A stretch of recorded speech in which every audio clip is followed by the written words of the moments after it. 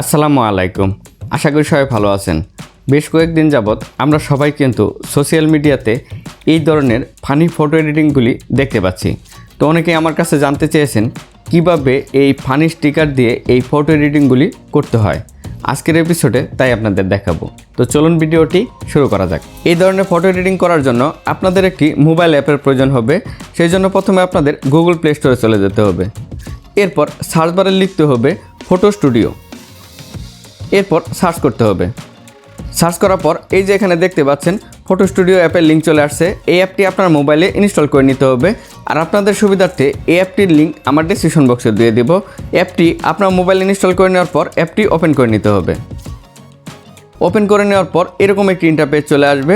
এরপর আপনাদের একটি ছবির প্রয়োজন হবে, সেটা কাঁচা আমের ছবি হোক বা ডিমের ছবি হোক, আপনারা যেটা দিয়ে এই ফানি স্টিকারের ফটো এডিটিং করতে চান। সেজন্য এটা আমি একটু কেটে দিই। সেজন্য আপনারা প্রথমে গুগলে চলে যাবেন বা ক্রোম ব্রাউজারে চলে যাবেন।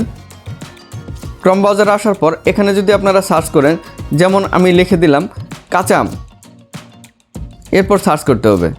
সার্চ করার পর এই ইমেজের উপর ক্লিক করতে হবে। এরপর এই যে দেখতে পাচ্ছেন এখানে কিন্তু কাঁচা আমের ছবিগুলি আছে। এখান থেকে আপনারা যে কোনো ছবি এখান থেকে ডাউনলোড করে নেবেন। দেন আপনারা অ্যাপটা ওপেন করে নেবেন। আবার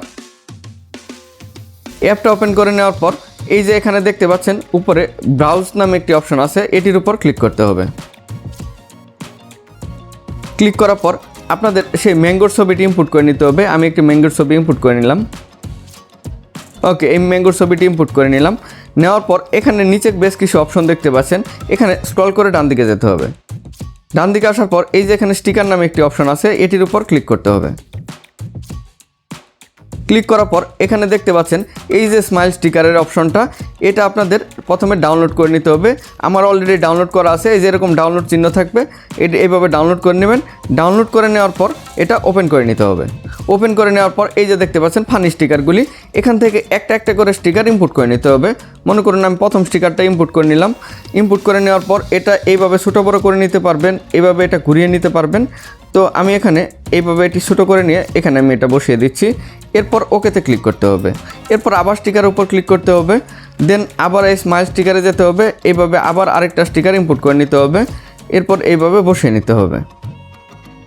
আবার ওকেতে ক্লিক করতে হবে। আবার স্টিকারের উপর ক্লিক করতে হবে। তারপর আবার স্মাইলের এই স্টিকারের উপর ক্লিক করতে হবে। আবার একটা ফানি স্মাইল ইনপুট করে নিতে হবে। ইনপুট করে নেওয়ার পর এটা ঠিক এইভাবে ছোটো করে নিতে হবে। প্রথমে ছোটো করে নিয়ে এটা এখানে এভাবে বসিয়ে নিতে হবে।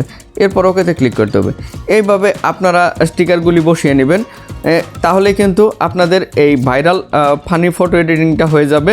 ফটো এডিটিং করে নেওয়ার পর ফটোটি আপনার গ্যালারিতে সেভ করার জন্য কি করবেন, এই যে উপরে দেখতে পাচ্ছেন একটি ডাউনলোড অপশন আছে, এটির উপর ক্লিক করতে হবে।